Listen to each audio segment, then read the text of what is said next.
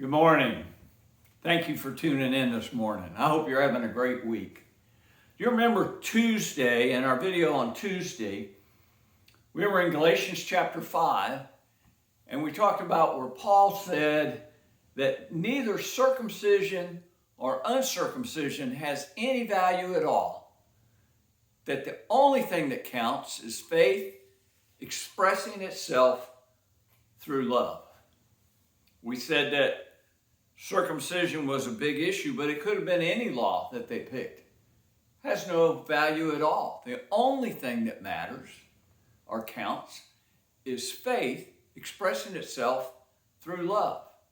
Now, if that's the only thing that matters, it's real important.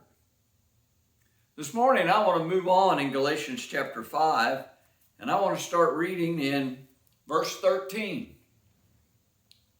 You, my brothers, were called to be free, but do not use your freedom to indulge the sinful nature.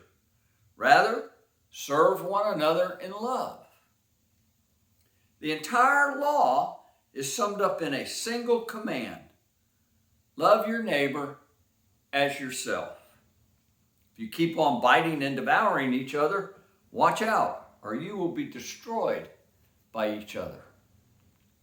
I find it interesting that Paul takes one command, just one, and says that the entire law is summed up in this one command. It's very similar to what Jesus said in Matthew chapter 22, around verse 37. You know, Jesus had been asked, what's the greatest command? Jesus says, to love the Lord your God with all of your heart and with all of your soul and with all of your mind. This is the first and greatest commandment. And the second is like it. Love your neighbor as yourself. All of the law and all of the prophets hang on these two commands. So why in Galatians 5 does Paul say that only one command is what the entire law hangs on?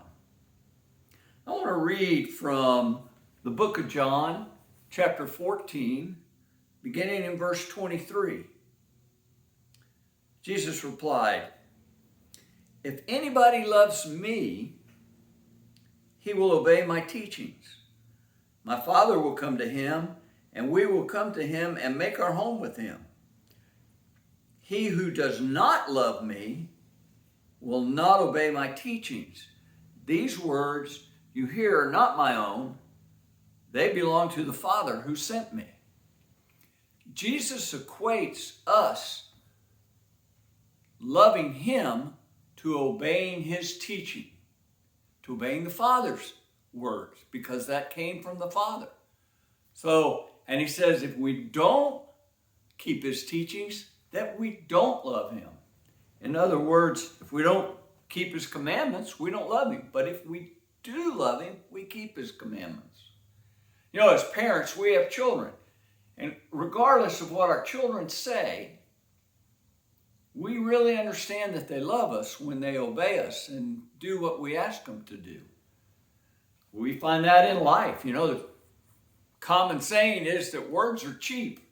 Actions speak louder than words. Turn over with me now to 1 John chapter 5. And I'd like to read verses 2 and 3. This is how we know that we love the children of God, by loving God and carrying out his commands. This is love for God, to obey his commands, and his commands are not burdensome. It's interesting to me. John comes right out and says, this is love for God, that we obey his commands. You go back to where Jesus said the number one command is to love the Lord your God with all your heart, with all your soul, with all your mind. John says this is the love for God, that you obey his commands. If we love God, we obey his commands. Turn with me now to 2 John, first chapter, verse 5 and 6.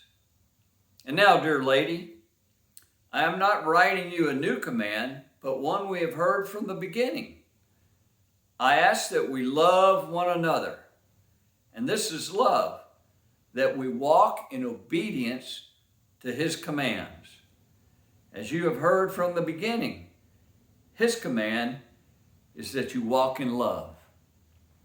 We go back to Galatians 5, where Paul wrote the entire law is summed up in a single command: love your neighbor as yourself. The rest of the New Testament teaches us, that obedience and keeping God's commands to love one another is love for God with all of our heart, with all of our soul, and with all of our mind. Be safe. Stay well out there.